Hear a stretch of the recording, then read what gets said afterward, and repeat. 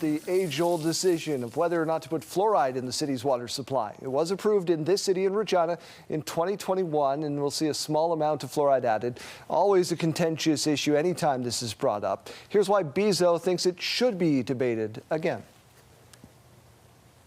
I put the motion forward to stop this program. Right now, we don't have fluoride in our water, and we really have to ask ourselves, is this really for the best interest of the entire community, or is this in the best interest for a smaller segment of the community?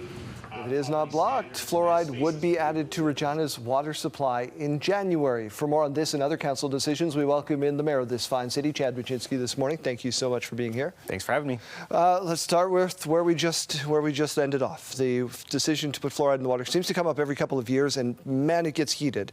So is it time to reopen that discussion?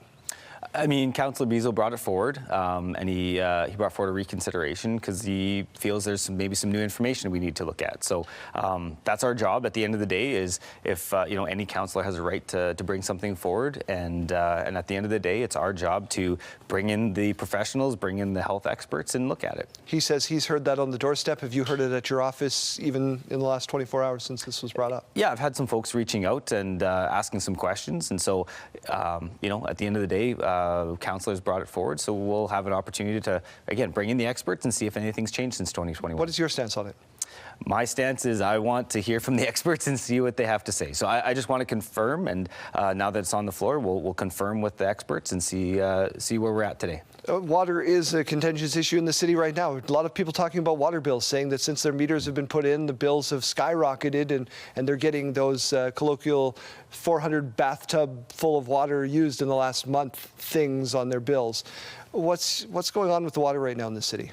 So what I know is we're about 97% complete swapping the meters, and the vast majority are overwhelmingly working as intended. So if there is folks that have something that's not working right or seems off, I would encourage them to reach out to the city, and we'd definitely be looking at it to make sure that it's working as intended. But my understanding is it's working. The meters are checked, they're regulated, they're calibrated, and frankly, they're pulled more often, they're more accurate than the old meters. So there's a chance that the people were just getting wildly undercharged for a long time? Well, I won't speculate on it, but I'd say if there's a discrepancy that feels like it's not, it's way off or something to that effect, reach out and ask the question for sure. People are asking a lot of questions about the budget, and you're set to deliberate that coming up real soon. A lot of people look at that big shiny number, the 8.5% and 5.82 on the utility side. Is there anything we can do to keep that number low?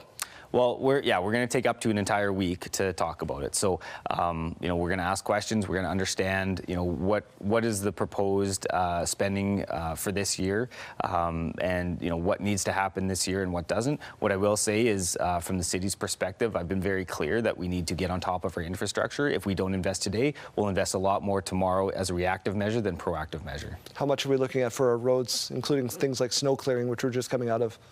We'll go through it all in detail. I think that's what we need to understand. It all comes down to service level and what residents expect for clearing.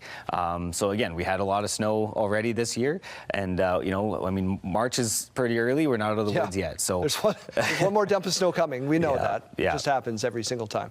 The other big talker, of course, is the tariffs from U.S. President Donald Trump, and that is doing everything from throwing the provincial budget into flux. It could affect yours as well. Yes. We're in an okay spot, but at the same time, we're being very diligent on looking at what we do and don't procure from the U.S. What I can confirm, we're less than 1% of city procurement is through the U.S. So we're in a good spot, but we're continuing to look at anything that the city would procure and anything else we can do to make sure that we're taking that Canada First approach to mitigate any issues. Anything fun coming up this week for you? That all seems like heavy news. Anything fun going on this week? I'll say this weekend I get to go to my daughter's cheer competition. There we go. So I'm looking forward to that, to cheering as a cheer dad. You got to end on a high note if you do something like this. Regina.ca for more information, and we will talk at length about the budget when that comes up in mid-March.